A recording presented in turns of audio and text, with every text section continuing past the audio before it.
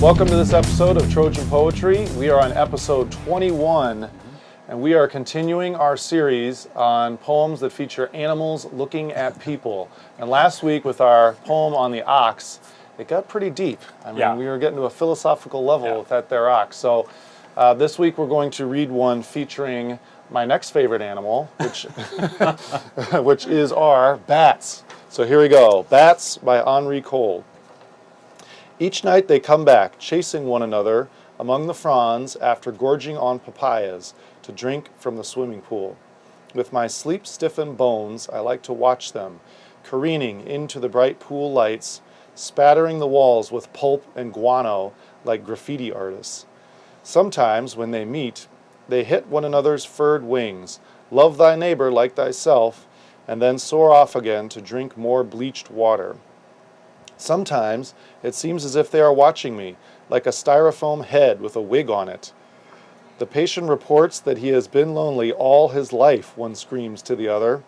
I can hardly stand it and put my face in my hands as they dive to and fro through all their happiness. I was trying not to laugh when I was reading something.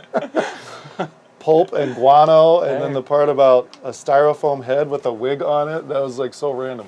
Right. All right, it was not like so random, it was so random. Right.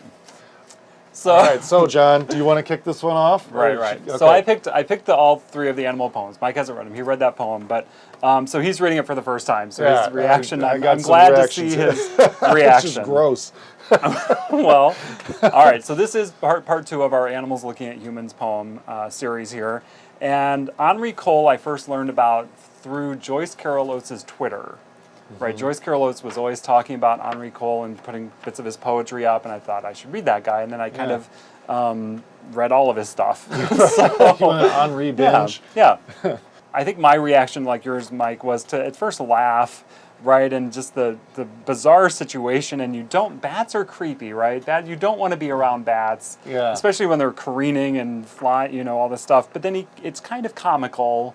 And I really love the asides when the bats do take a moment to look at him, and he describes himself as a Styrofoam head with a wig on it. I mean, what a horrible, right? That would be a horrible feeling. And the bats are careening, and like they're hairy and fur, And then when the bat says, the patient reports that he has been lonely all his life, one screams to the other. Like, they're commenting on his life while he's sitting there by his swimming pool, right? Right, well, he's inside, though, right? Yeah, or he's looking out at his pool while they're... Because you wouldn't want to be at the actual pool while the bats are flying around. Getting spattered with pulp and guano. Right, like graffiti artists. So, they're having fun, right? Yeah, having a good time.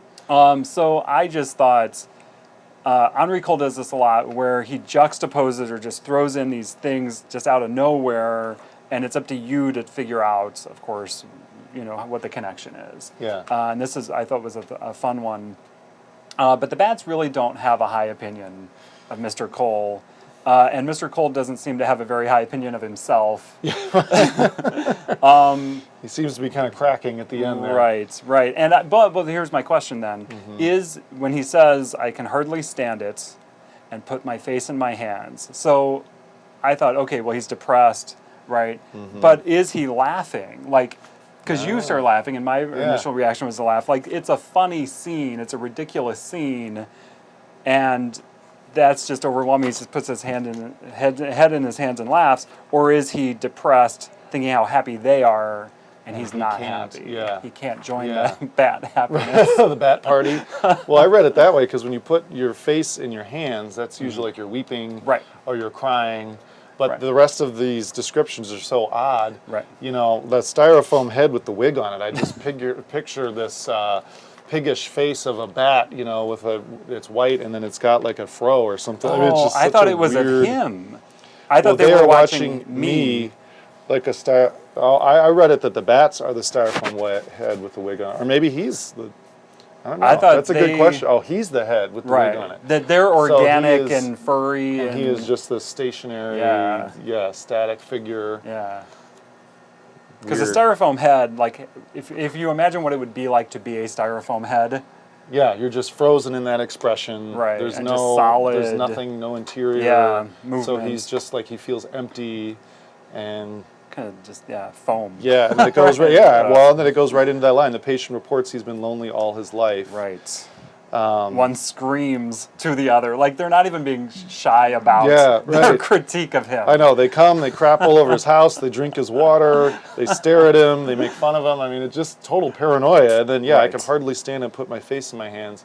It reminds me of some of those other poems we read earlier in the series where the guy's trying to go to the door and he doesn't know if he should open it. It seems like, once again, we have a character. Yeah.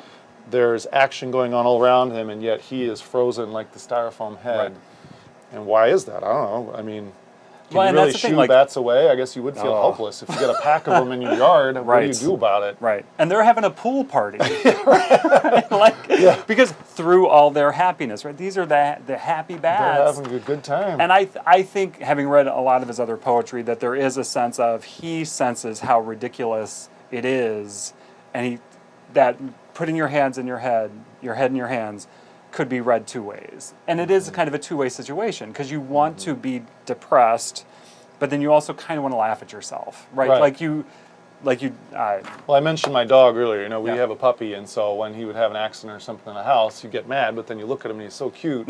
You know, he's running around. He has no idea what he just did, and Yeah. it's that same kind of thing, you Yeah. know, so. So anyway, Henri Cole, part two. Mr. Wig, Mr. Styrofoam Wig. Part two of our look at animals looking at humans. So thanks for watching. Please join the conversation in the comments on YouTube or on Twitter at Trojan Poetry DGN. Also check out our website at trojanpoetrydgn.blogspot.com.